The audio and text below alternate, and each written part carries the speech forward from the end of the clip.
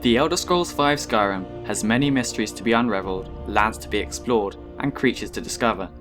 Among the most elusive and fearsome of the beasts that reside within Skyrim are the dragons. These menacing creatures are unscripted, giving a satisfyingly random element to the overall game. There are 5 varieties of dragon that you can face in your travels: Frost, Fire, Blood, Elder, and Ancient. Attempting to slay one of these dragons requires a different approach than the other.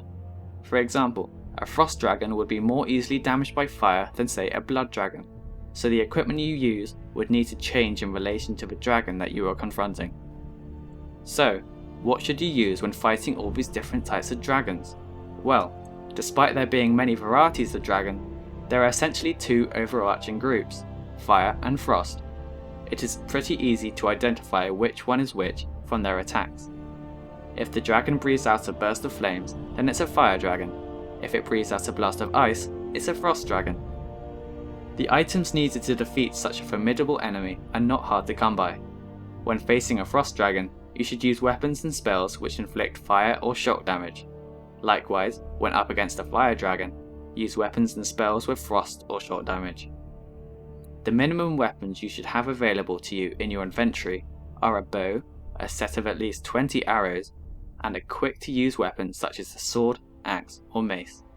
Building up from this, weapons enchanted with a relevant damage effect, such as fire in this case, are particularly useful as they are often very powerful. Besides enchanting your own weapon, ones within the game that I highly recommend obtaining are the Dragonbane, the Nightingale bow, and the Orcish bow of burning.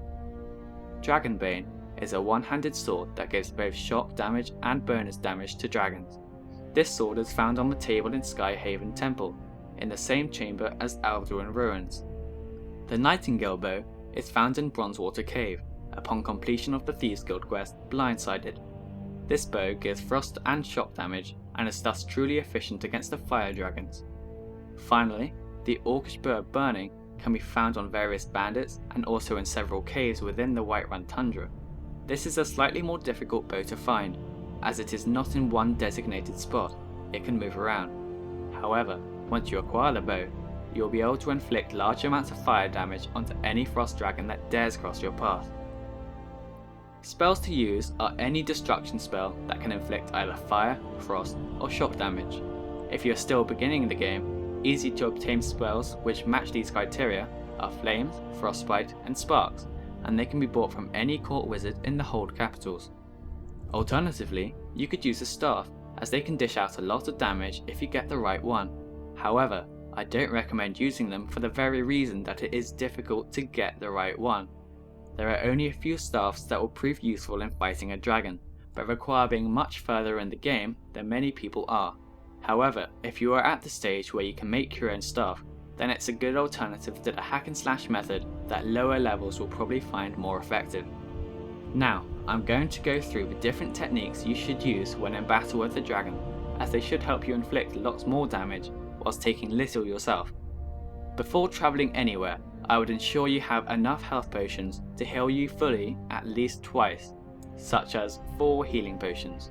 Now, when you first spot the dragon, you should take out your bow and run to any kind of cover you can find, be it trees or a rock, etc. From this cover, try to hit the dragon with your bow and arrows until it decides to land. When it does land, it's best to remove your bow and equip your sword, mace or axe in one hand and a spell in your other. When the dragon's landed, fire the spell upon it as you approach it, so you're still doing damage even as you move towards it to strike. When close enough, use your weapon power attacks by holding down the attack button to inflict a lot of damage, and keep on hacking and slashing its neck and head until it decides to fly up again. As it does, fire your spell upon it until out of range, then find cover again and wait. It is important to be aware of your surroundings as well, as many a time I have been killed by a nearby bear or troll that decided to join in the fight. Avoid these secondary conflicts at all costs, as they will seriously damage your chances of surviving. Another tip is to never be risky with your health. What I mean by this is never wait until last minute to refill your health, as it could be too late. Also, bear in mind to always know where the dragon is. It's very easy to lose track of it when it's in the air, and this again can damage your chances of success. One final point is that if you feel you don't have a likelihood of surviving the conflict, you shouldn't just run away. Look for large creatures such as mammoths and giants who will aid you if a dragon attacks near them. This has proved a life-saving tip, and I strongly recommend luring the dragons to more powerful and friendly creatures if you don't feel up for it. However, keep in mind that not all creatures are friendly. Running for help to a saber-tooth or a bear will rather take your life than save it. So that's it. Thanks for watching this Skyrim guide. I hope you enjoyed it. Please leave feedback below and check out my channels for more videos. Until then, au revoir.